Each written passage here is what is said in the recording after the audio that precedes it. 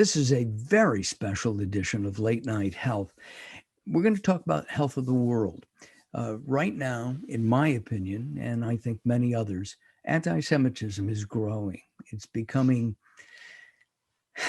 almost daily. You hear about problems with synagogues, temples, Jews in general being attacked. I wanted to take a lighter look at being Jewish. As I've said on the show, I am Jewish. I'm very proud of that.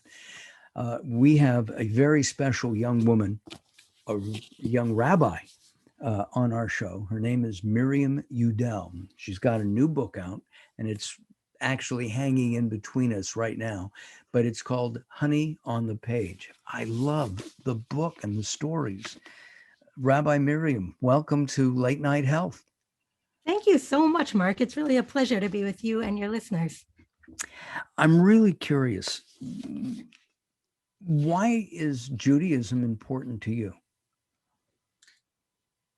Well, it's the matrix in which the rest of my life makes sense. It is a set of stories that I know best. It's a set of relationships. It's a lot of sensory information, foods, smells, feelings.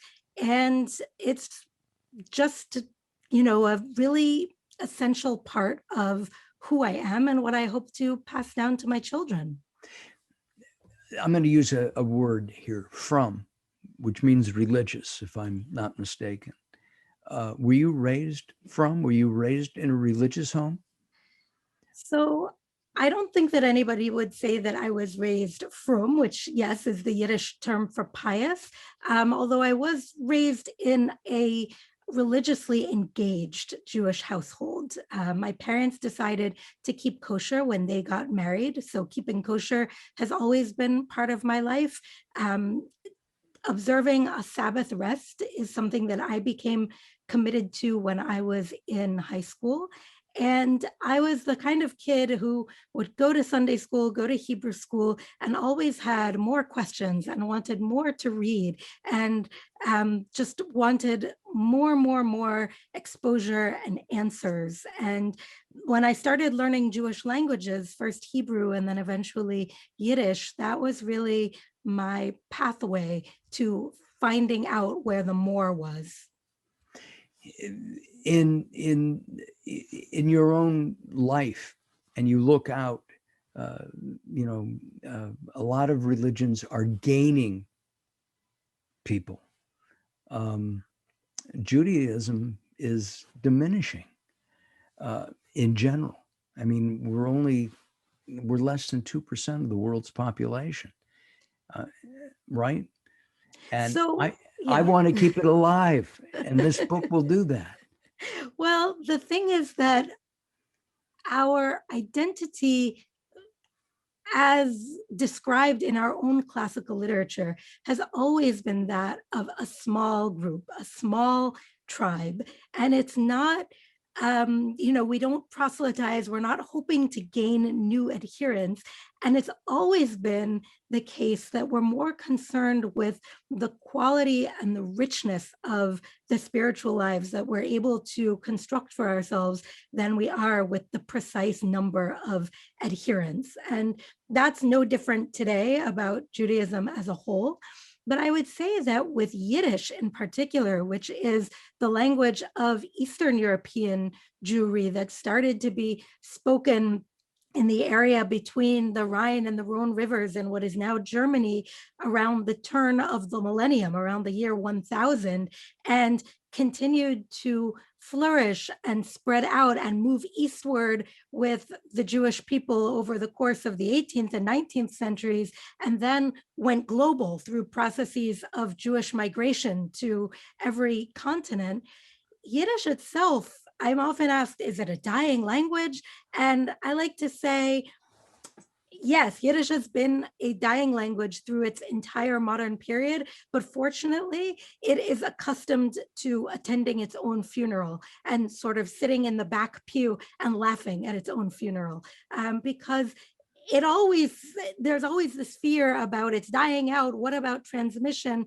But Yiddish is a good bet. You It's can bet on Yiddish. and there are actually Yiddish language programs online that you can take. I've tried, and it's amazing. I don't know if you got the music that I sent to our mutual friend Javier. Did you get that little video? No, I'm not sure that I saw that. it's It's the been a Yiddish. busy week with Passover prep, so I might have missed an It email. was. I think we sent it a week ago. It was. Uh, um, This land is your land in Yiddish. In Yiddish, I love that. I heard And that. it was, I've listened to it like 10 times. I Yeah. don't speak a word, but it just resonates with me. Yeah. Let's talk about fairy tales. Um, Before we started, I mentioned that the actual Grimm's fairy tales are grim. Yeah. I mean, they beheadings and killings and blood, and they were they were quite something. Is Honey on the Page for kids or for adults or for both? So it's yes, yes, and yes. I love talking about the Grimm's fairy tales, and I actually teach a course on children's literature where we read Grimm and then we read some of this Yiddish material that I've translated. And the reason that I like to bring in Grimm is because their original project was not writing for children. Their original project was collecting and recording the authentic folk materials of the German people.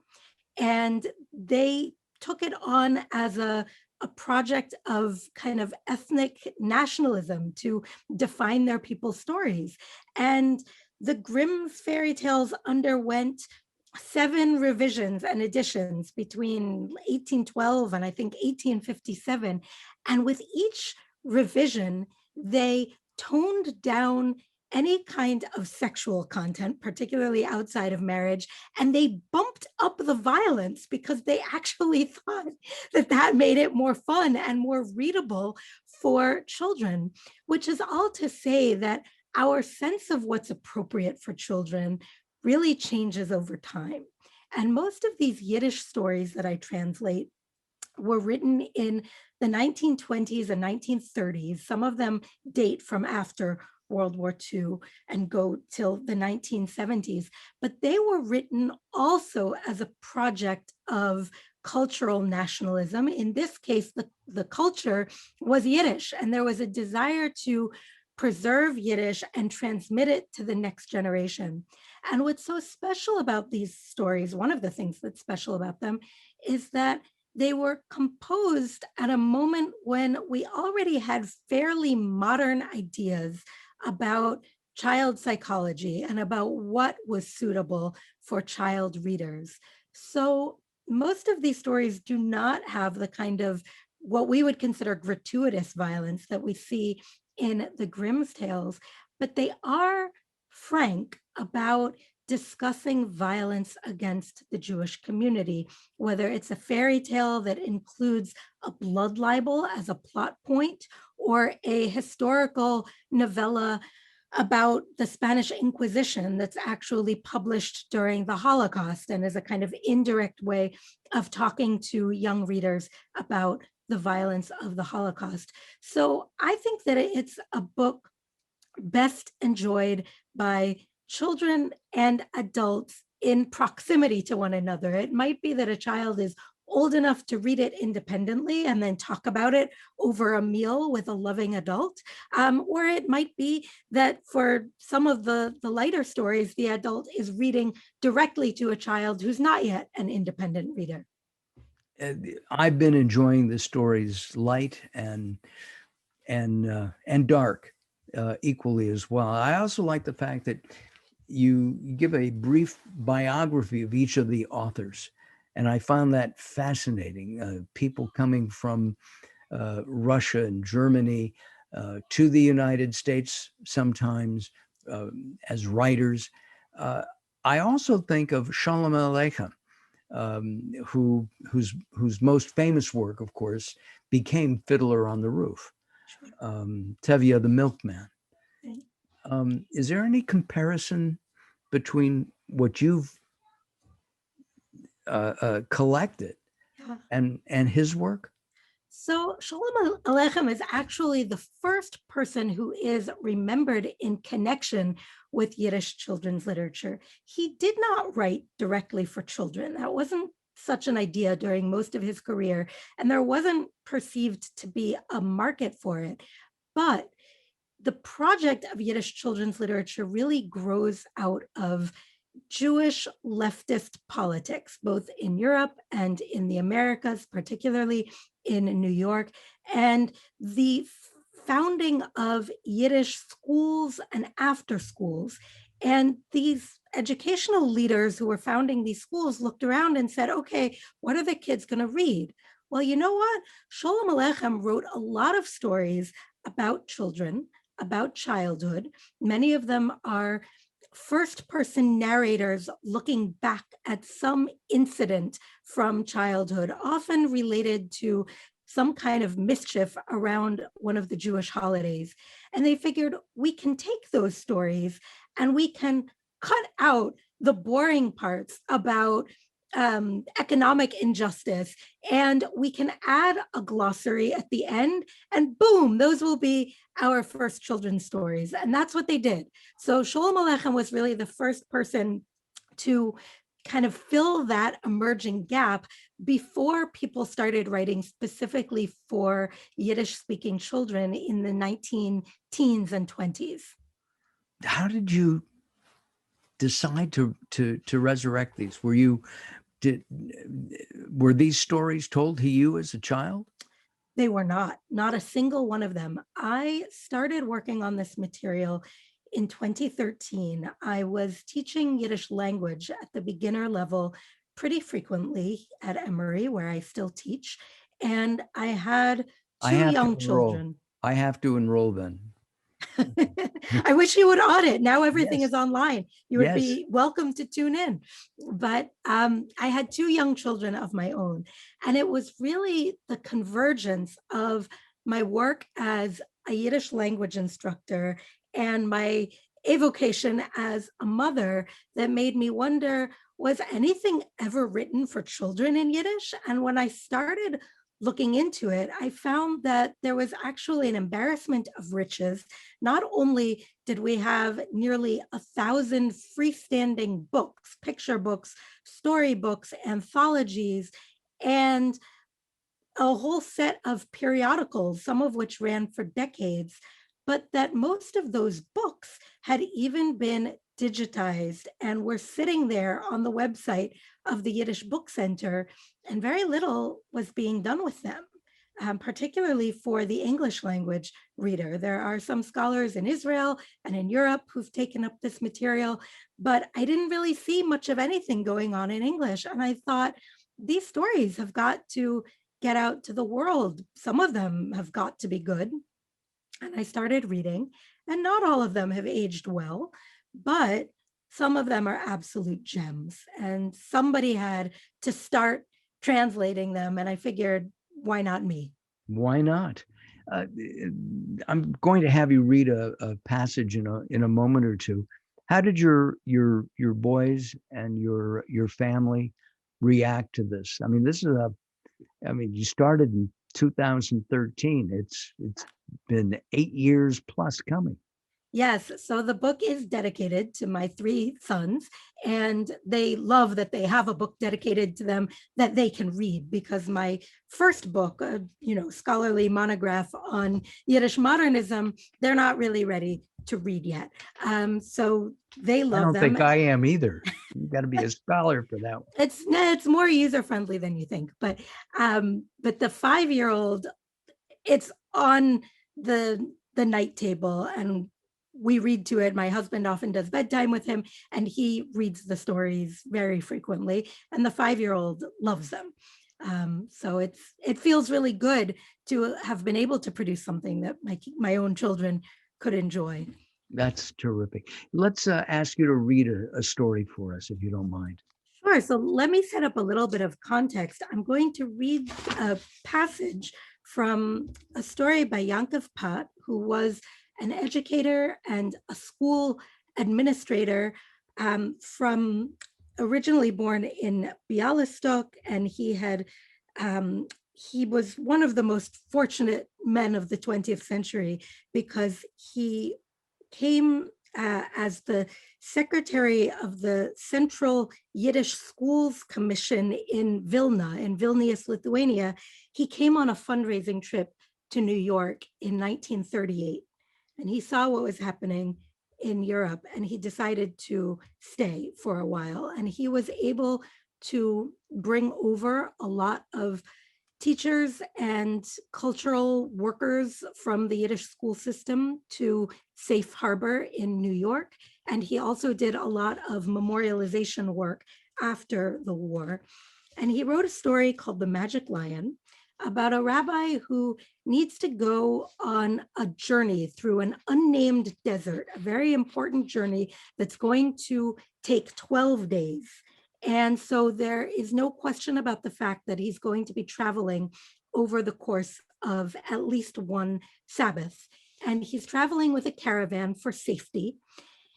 And he contracts with one member of the caravan that that man will stay with him and rest throughout the Sabbath when it's prohibited for him to be traveling, to be riding on a camel.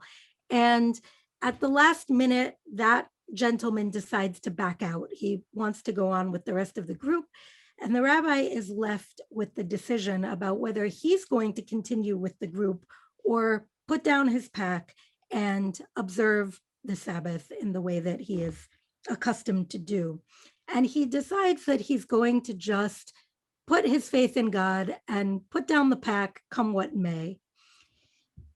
And so he's made that decision and he's praying. And I'm going to pick up with a very lyrical, beautiful passage about the natural world before I get into the action. As with every dusk, one side of the sky, the western side, glowed a wonderful red, and the sun set in a golden sea and withdrew itself into night, while on the eastern side of the sky, the darkness was heavy with lonesome shadows. From the east blew an evening wind that wafted the night clouds around the sky. The rabbi stood facing the dark east and recited the evening prayers alone in the wilderness. He prayed out loud with his whole heart, and the louder he prayed, the calmer and safer he felt, secure in the knowledge that nothing bad would happen to him in the wilderness. After he finished his prayers, he took out 2 loaves of challah from his pack and recited aloud the Kiddush blessing over them. Then he recited Hamoitzi, the blessing over bread, and tasted the challah and continued to take bites in between singing the traditional Friday night zmiris. He was so engrossed that he didn't notice his surroundings. He didn't see a lion approaching from the edge of the wilderness, a real terrifying lion, the king of the jungle, taking long, quick lion steps right over to the rabbi. Only when he looked up did he make out in the darkness of the Sabbath night the flash of the lion's eyes, and by then the beast was standing right in front of him. Wow. Well, pause there. That's, I mean, words in general tell stories. I mean, they're, radio, which we also do here at Late Night Health, it's theater of the mind. I saw this man by himself in the lion. Very nice. In our remaining couple of moments, the book of course is called Honey on a Page, on the Page, and it's a treasury of Yiddish children's literature. This is a holiday time, and I thought it was appropriate, and we'll have this up during the holiday time sometime.